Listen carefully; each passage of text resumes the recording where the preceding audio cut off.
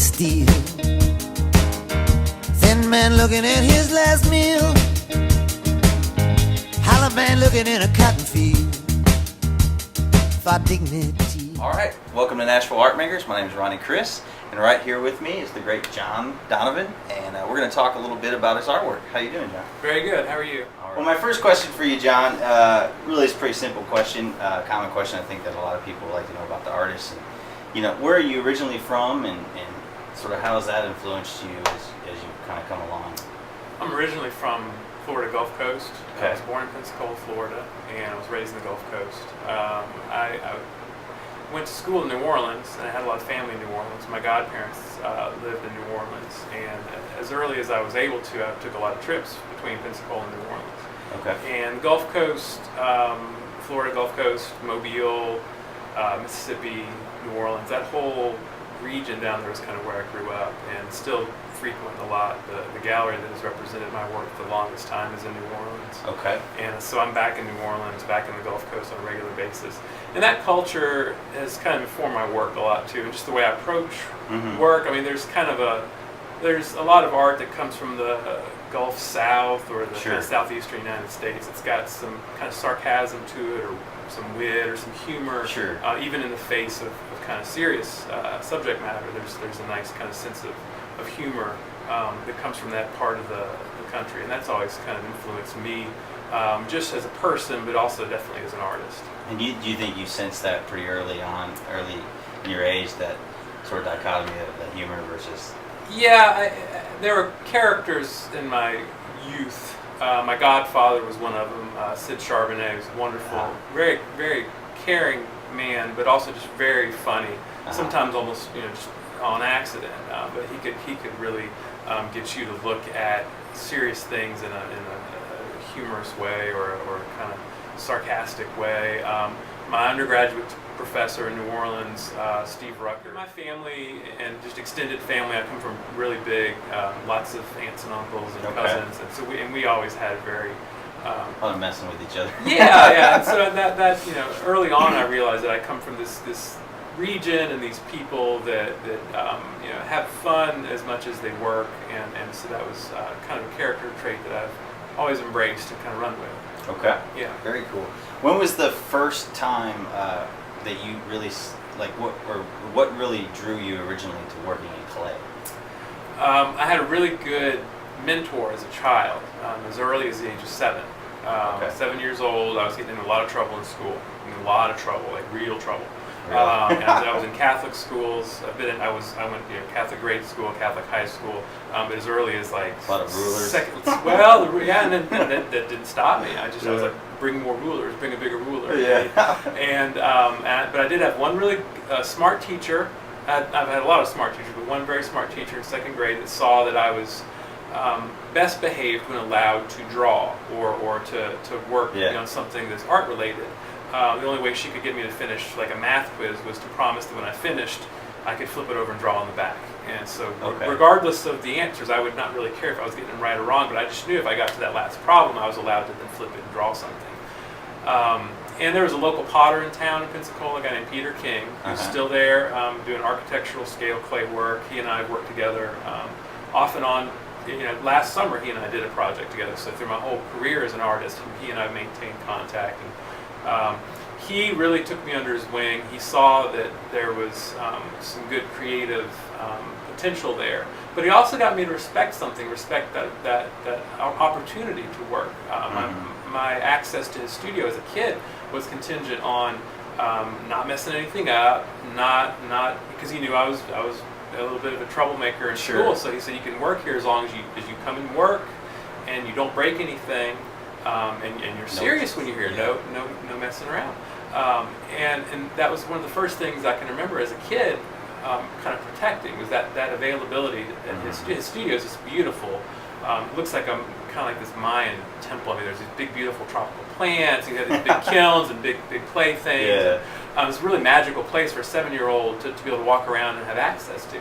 And so it was the first time I had something that I remember really kind of protecting and remembering okay, I'm going to behave in the way I should because I don't want to lose this. And I did a lot of clay work with him as a kid. And really early, like at first it was just like make some little pinch pots and stay out of trouble. But as early as like 9 years old, 10 years old, he started involving me in the process for these big projects he was working on, whether it was helping load kilns or even creative input, like asking me about glazing or what kind of, finish I might see on something. So he was really quick to integrate me into the process. And then as a college student, I would go back and work with him and learn new techniques. Yeah. It was a wonderful thing that happened in college was I had forgotten about a lot of those experiences as a young kid, and then it all came back to me as a student when I took my clay classes as an undergraduate student. I remember these experiences, and it all came back. Yeah. And so I think that was a really important time. It kept me out of trouble, but it also started me on this path that I've remained on. Did you, when you first started, or like your times when you were a kid going there, was it like something you'd go right after school for a few hours, or like I'd go after school for a few hours. Summers were huge. My mother would because your babysitter. Well, she would take me there, and that's what she told Peter. She said, "Peter, you're cheaper than a babysitter, and you're cheaper than a summer camp."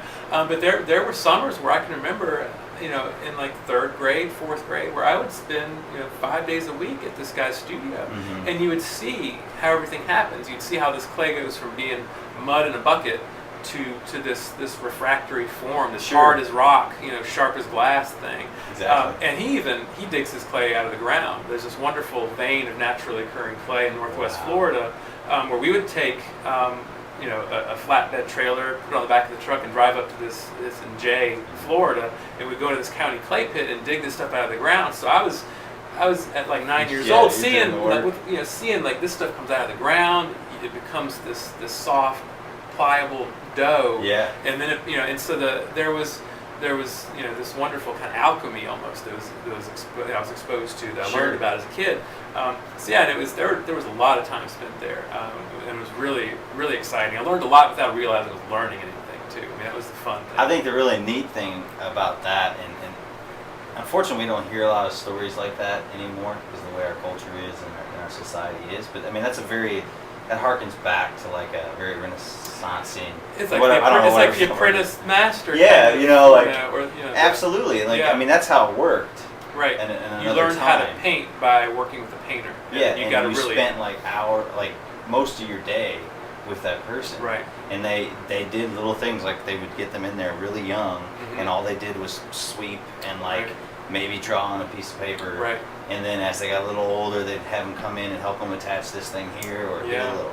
And then by the time they were certain ages, they're like actually doing the corner of that painting, or I mean, it's such a cool thing. Well, and Peter he has this great open studio policy. There have been so many students of ceramic art that have passed through his studio in Pensacola and learned for a whole summer, and he started kind of a real like an official apprenticeship program. Okay. But he kind of walked away from it because it worked better as this organic kind of thing where people would come, and some people would stay for a week, some people would stay for 6 months, some people would stay there and just work for him and become part of the staff. But Peter was this rare artist who really was transparent with his technique. He never hid anything from anybody. Sure. Because he believed very firmly that the work's not about technique. It's not how you do it, it's why. Or what you do. So he wouldn't guard his process at all. He would really be very open with it. And a lot of really good artists have moved through that studio and learned a lot from him.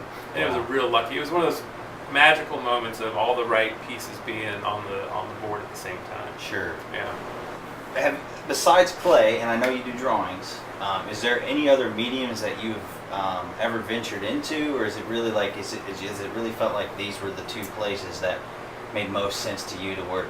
I started out as a student as a printmaking major. I went into lithography primarily at Loyola. I wanted to be a comic book artist. I mean, that was really where it started. I mean, my older brother, who really amazing, he's a very, very crazy, brilliant musician, and works as an engineer, but also just an amazing artist, visual artist, painter, drawer.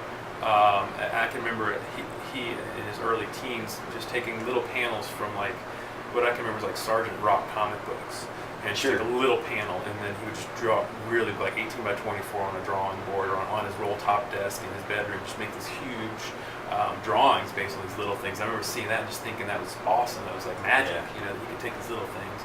I have to really work to get drawings. I mean, I'm not, it's the irony is that I teach drawing at MTSU, I teach 3D design, I teach drawing, but for me to get a drawing that I like, I mean, the clay is real natural. The clay for me is like I can envision a form and imagine the technique to make that form and just kind of make it happen. And I think that just comes from the years of experience with it. Sure. The drawing I didn't start to reinvest in seriously until like maybe a couple years ago. I started taking some of these kind of doodles and sketchbooks, and at the encouragement of Lane York, actually, who has a studio here. He helps run Zeitgeist Art Gallery. Lane, who Zeitgeist has represented me since I've been in Nashville, he saw some drawings on my table, and he said that those really should be finished and we should show those, and I kind of moved it off. But then I slowly started to think, well, if I teach this stuff, maybe I should do it too. But the drawings for me are there's a lot of labor involved, there's a lot more wrestling involved in them. But yeah, from the get-go, the first thing that really got me interested in art was comic books.